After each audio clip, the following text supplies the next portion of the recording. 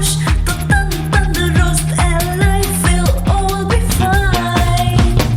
आओ सीखे राजयोग जो मुक्त करे हर रोग, तन और मन को करके healthy, life को बनाए fine. Fit and fine, fit and fine, let's be fit and fine. Fit and fine, fit and fine, let's be fit and fine.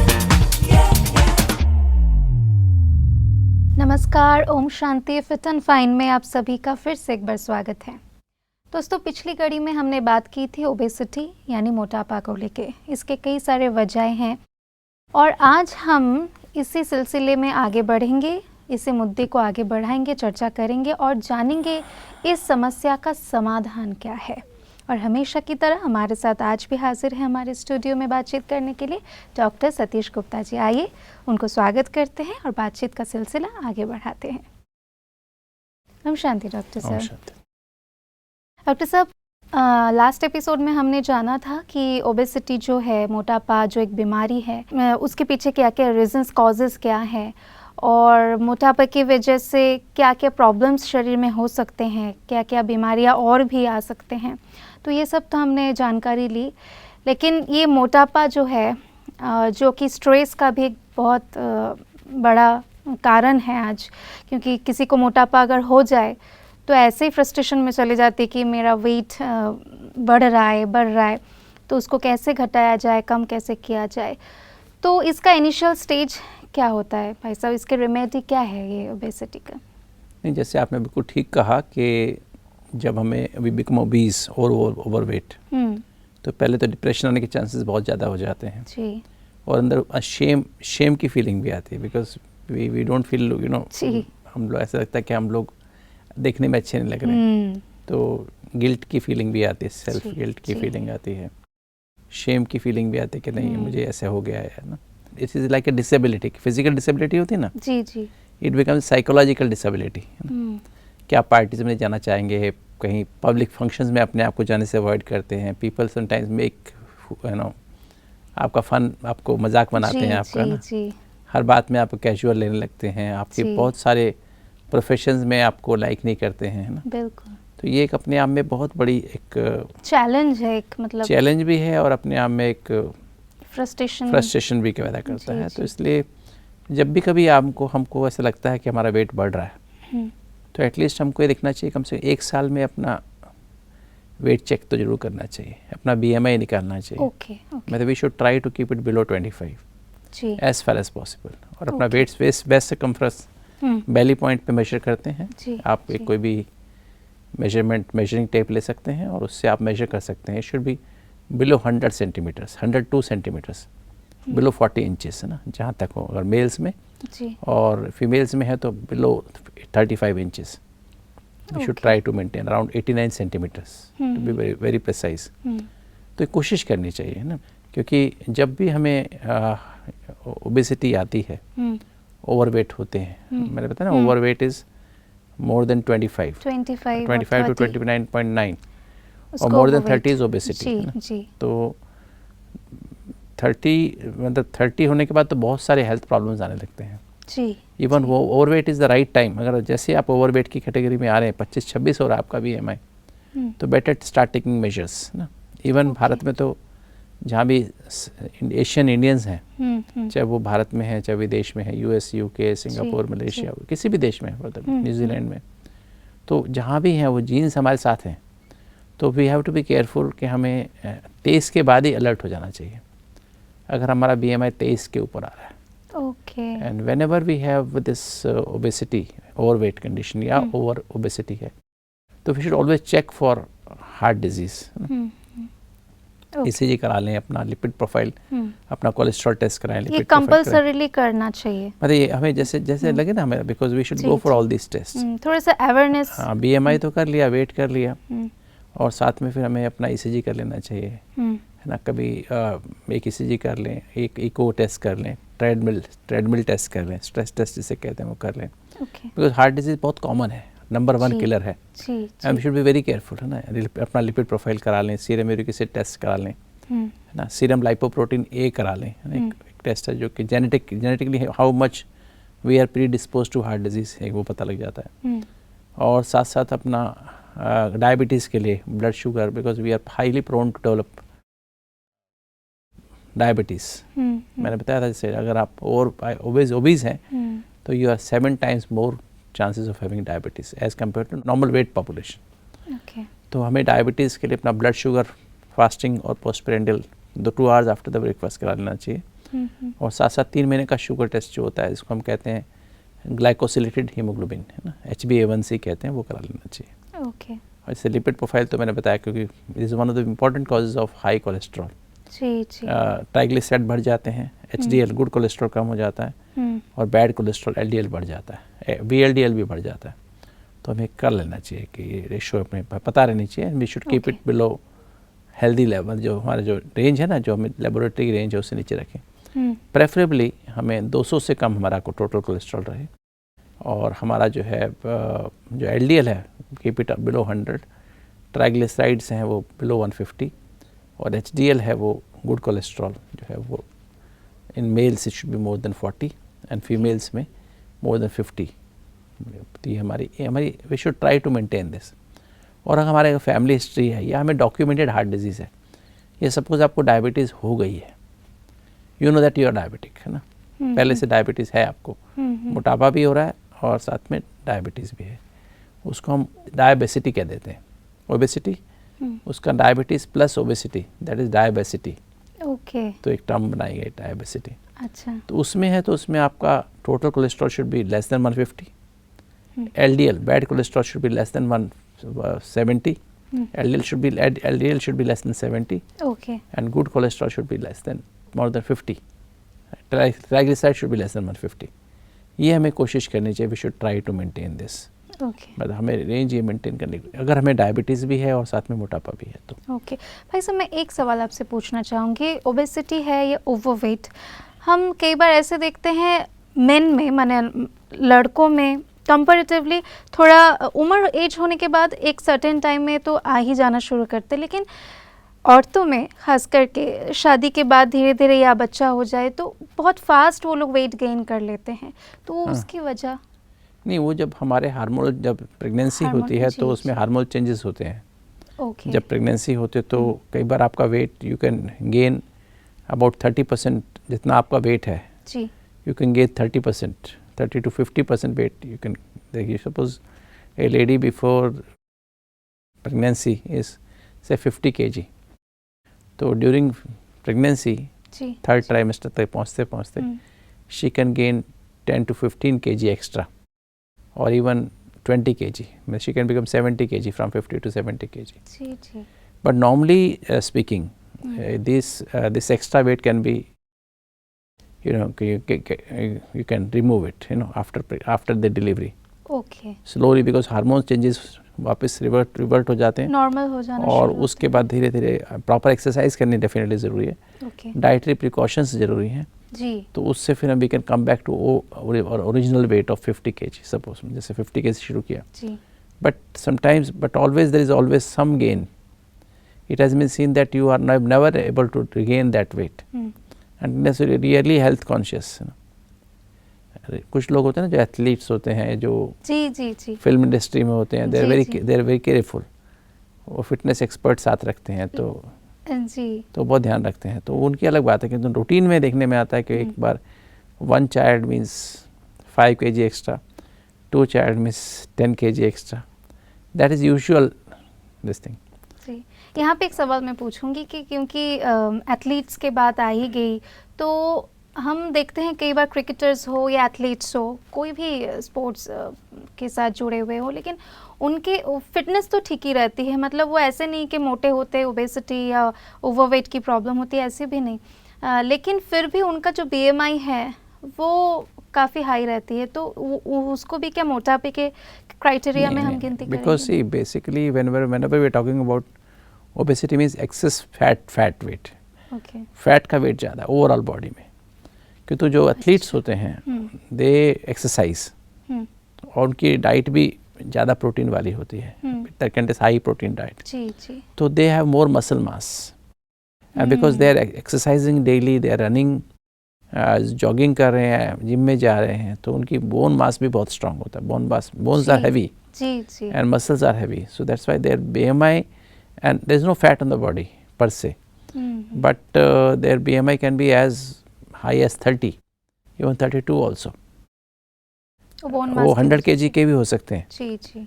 But their BMI is high, but still they are not, we will not put them in the category of obese because of the high muscle mass and high bone mass. Ji. Right.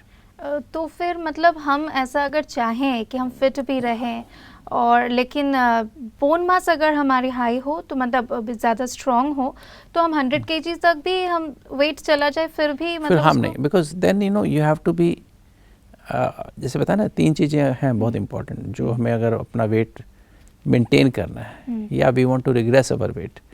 एक तो dietary habits change करनी पड़ती है, second is exercise habits change करनी पड़ती है, और third है behaviour, our mind, we have to manage our mind.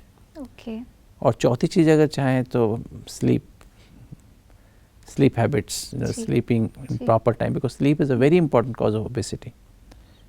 ज़्यादा सोने से भी मोटापा होता है ऐसा भी कहते हैं. हाँ, और कम सोने से भी मोटापा होता है. अच्छा. If you sleep less, then that because the hormone changes ऐसे होते हैं, then you will have obesity, right? And ज़्यादा सोने से भी obesity होगी because that's because of lack of physical activity, है ना? तो अगर कम सोएंगे तो हार्मोन चेंजेस ऐसे हो जाएंगे, फिर आपको प्रॉब्लम हो जाएगी. तो both ways. And then addictions, 5वीं चीज़ addictions है. कोई भी हम कोई ड्रग लेते हैं, कोई भी स्मोकिंग करते हैं, शराब पीते हैं, या हम कोई सेडेटिव्स लेते हैं, हिप्नोटिक्स लेते हैं, या कोई भी और सब्सटेंस लेते हैं. इवन जैसे मैंने पहले भी शेयर किया, अगर कोई डायबिटीज़ की दवाई ले रहा है, डायबिटीज़ की medicine, anti diabetics can also lead to, anti psychotic medicine ले रहा है, एंटी डिप्रेसेंट ले रहा है, बीटा ब्लॉकर्स ले रहे हैं, है ना. All these medicine can lead to, epilepsy की मेडिसिन ले रहा है, एंटी एपिलेप्टिक जो मिर्गी के द्वारा पड़ते हैं उनकी दवाई खा रहे होते हैं, तो उनकी दवाइयों से हमें वेट बढ़ने के चांसेस ज़्यादा होते हैं. स्टीरॉइड्स खा रहे हैं, steroid is very common drug, तो उससे हमारा वेट गेन होता है. तो ये हमें ध्यान रखना चाहिए कि हम अगर ऐसी दवाइयाँ खा रहे हैं तो from the day we are taking we should be extra conscious, है ना. तो उस समय दवाइयाँ तो लेना ही पड़ेगा. दवाई तो लेना पड़ेगा, but then you have to be very careful about diet, exercise, sleeping habit. वही डाइट को, हमारी जो डाइट चार्ट है वो उसको हमको मेंटेन करना पड़ेगा. तो इसके अलावा भाई साहब अगर हमको लगे कि हम 25 के अबव जा रहे हैं तो उस समय इनिशियल स्टेज पे हमको कौन से प्रिकॉशंस लेने ज़रूरी है? सबसे पहले तो जो मैं समझता हूँ वो ये है, with the experience of last 40 than 40 years of my professional practice, सबसे इम्पोर्टेंट आज है वो स्ट्रेस है. स्ट्रेस, तनाव, क्योंकि stress is become a way of life this days, and we have started taking stress as a, stress is normal in life. जी बिल्कुल. कोई अगर कहे कि हमको टेंशन नहीं है, स्ट्रेस नहीं है, तो उसको एबनॉर्मल समझा जाता है आज के दिन. तो we have started because stress से जब भी आप तनाव में होते हैं, टेंशन में होते हैं, दी कॉर्टिसोल लेवल्स ज़्यादा होते हैं. तनाव से कॉर्टिसोल लेवल ज़्यादा होते हैं. कुछ भी जल्दी, चिंता, गुस्सा कुछ भी करेंगे तो कॉर्टिसोल लेवल ज़्यादा बॉडी में निकलेगा. बॉडी में हमारी एड्रेनल ग्लैंड ज़्यादा कॉर्टिसोल निकालती है. एक्यूट स्ट्रेस में एड्रेनल ज़्यादा निकालती है. और जब क्रॉनिक स्ट्रेस लगातार हम स्ट्रेस के अंदर रहते हैं, वन आफ्टर द अदर, तो कॉर्टिसोल लेवल ज़्यादा निकलता है. सेम वे जब हम टाइम पे सोते नहीं, टाइम पे उठते नहीं, तो उससे भी हमारा कॉर्टिसोल लेवल ज़्यादा निकलता है. तो ये सब चीज़ें हमारे स्ट्रेस कॉर्टिसोल ज़्यादा निकालती हैं. और कॉर्टिसोल क्या है, जैसे हम स्टीरॉयड ले रहे हैं ना, तो वेट बढ़ता है. तो आप अंदर से स्टीरॉयड निकाल रहे हैं, तो वेट बढ़ेगा ना आपका, राइट. तो ये सबसे पहली प्रिकॉशन, हमें स्ट्रेस को कैसे मैनेज करना है, मतलब that is the first and foremost thing.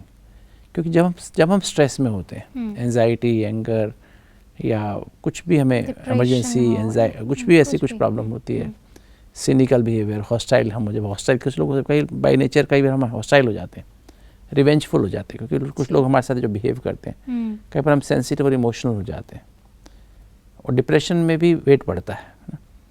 तो ये सब बातें जो है, इनसे वेट कैसे बढ़ता है, स्मॉल इंटेस्टाइन का लास्ट पार्ट जिसको आइलियम कहते हैं, वहाँ पर रिसेप्टर्स होते हैं, और वहाँ मैसेज आता है, डेली अंदर से मैसेज आता है कि आज हमको इतना प्रोटीन चाहिए, इतना फैट चाहिए, इतना कार्बोहाइड्रेट चाहिए, इतना फला हमको मैग्नीशियम, कैल्शियम, जिंक, जो भी चाहिए, मैग्नीशियम, हमको जो भी चीज़ चाहिए हमको ना, वो अंदर से रिक्वायरमेंट, आयरन कितना चाहिए रोज़ के लिए, विटामिन ए कितना चाहिए, बी कितना, सी कितना, डी कितना, सारे विटामिन की रिक्वायरमेंट अंदर आती है।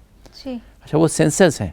हाँ। सब। अब हम क्या होता है, जब हम स्ट्रेस में होते हैं, हम जब बिटरनेस हमारे अंदर में है, हमारे अंदर ड्राइनेस है, बोर्डम है, तो जब हम वी गो फॉर स्ट्रेस में, आदमी अधिकतर कहते हैं wrong mood leads to wrong food, है ना। जब हम स्ट्रेस में होंगे, हम we start looking for happiness in the food, right, we start enjoying the high fat high sugar food. कई बार तो ऐसा सोच के भी खा लेते शायद ये खाने से मेरा मूड ठीक हो जाए, हाँ, मेरा स्ट्रेस दूर right. हो जाए, इस प्रकार। तो ये जो हमारा स्ट्रेस जो है ना, मतलब हमें गलत फूड की तरफ लेके जाता है।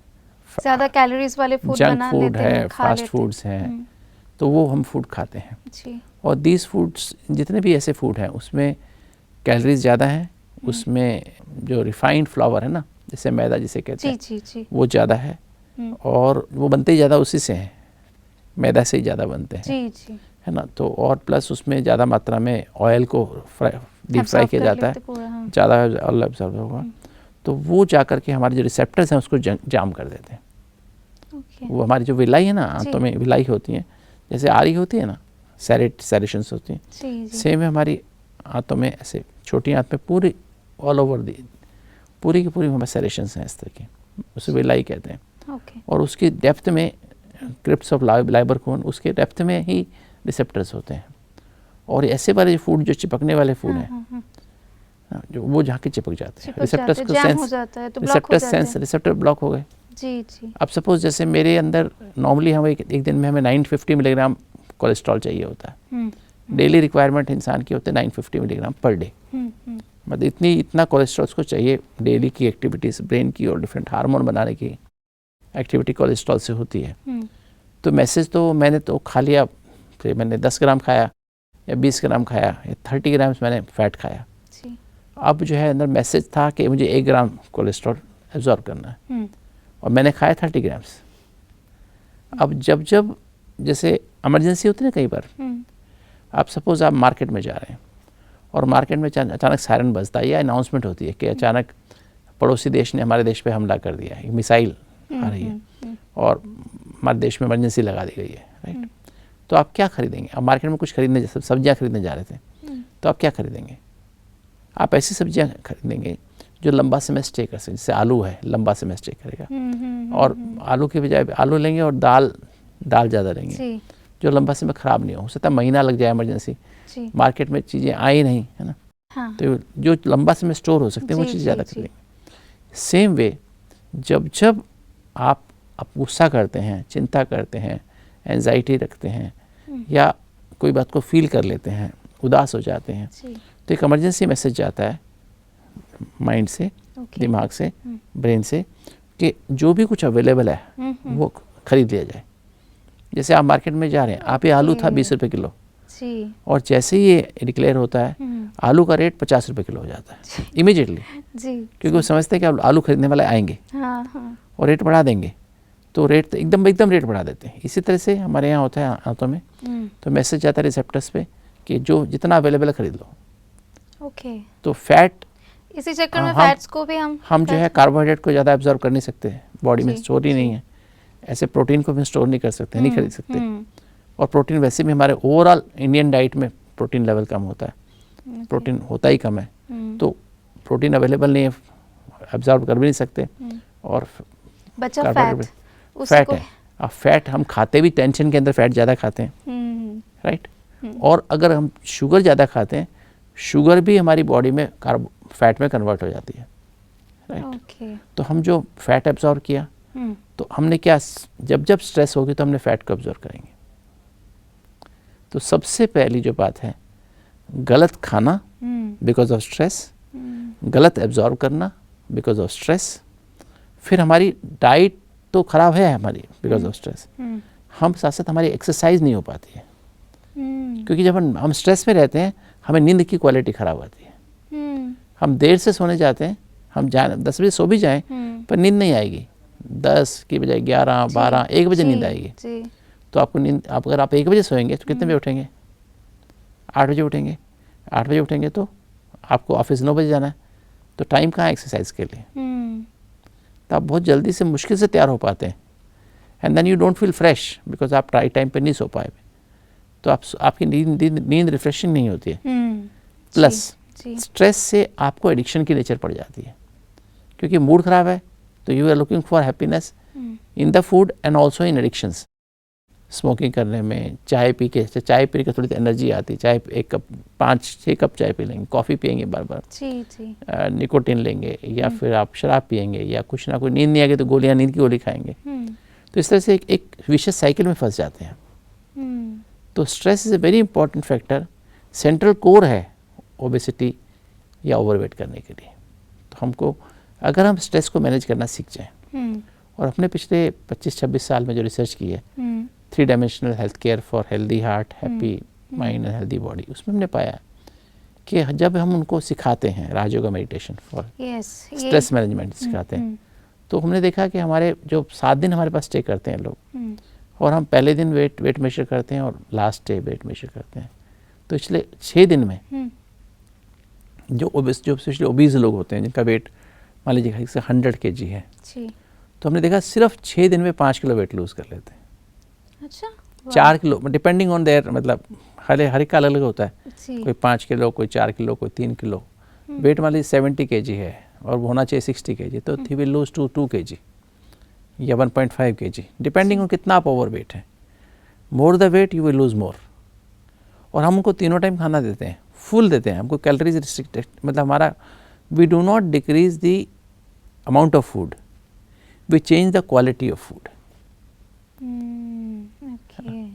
तो हमें, मैं यही अपने व्यूअर्स को कहना चाहूँगा, आपको क्या करना है, आपको ये ऐसा नहीं कि पेट खाना नहीं खाना खाली रहना है, भूखे रहना है, फास्ट करने की बात नहीं है।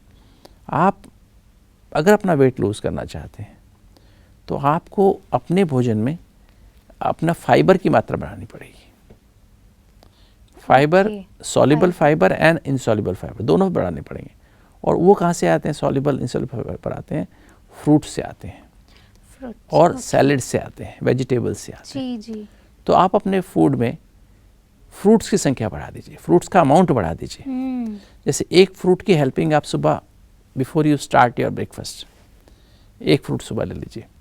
एक फ्रूट 2 से, मतलब नाश्ता करने के बाद 2 घंटे बाद, 9 बजे आपने नाश्ता पूरा हुआ, 11 बजे एक फ्रूट ले लीजिए, may be 300 gram of fruits, 200 to 300 gram of fruit. उसमें पर्टिकुलर एक ही टाइप के फ्रूट हो, या हम मिला जुला के भी मिक्स फ्रूट? Seasonal fruits. जी। बेसिकली मतलब एक प्लेट में हम अलग अलग मिला के मल्टीपल भी ले सकते हैं।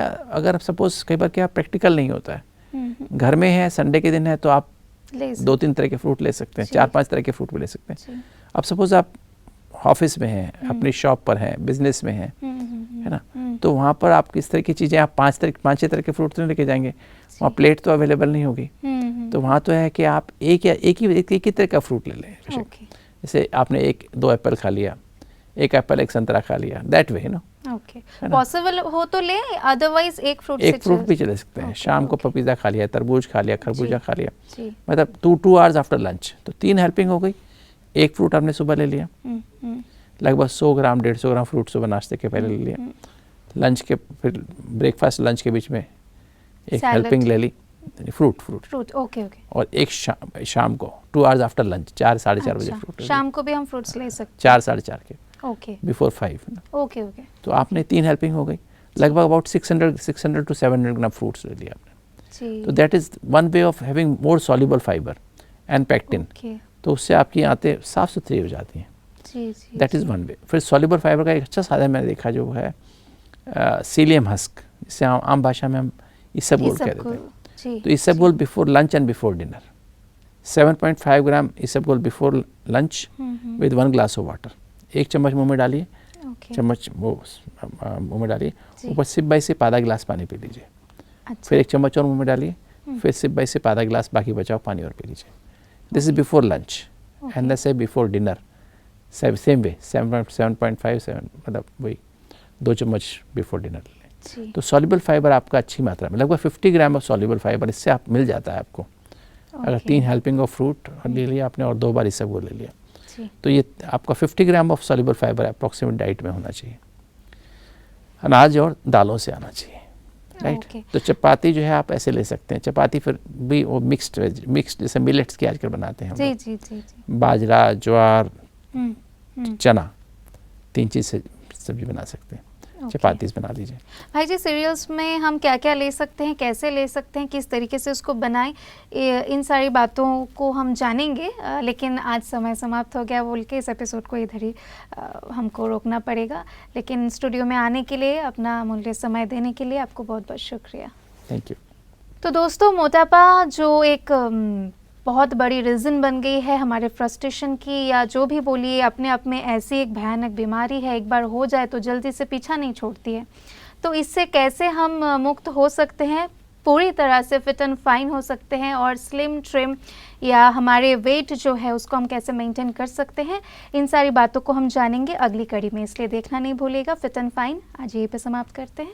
ओम शांति, नमस्कार।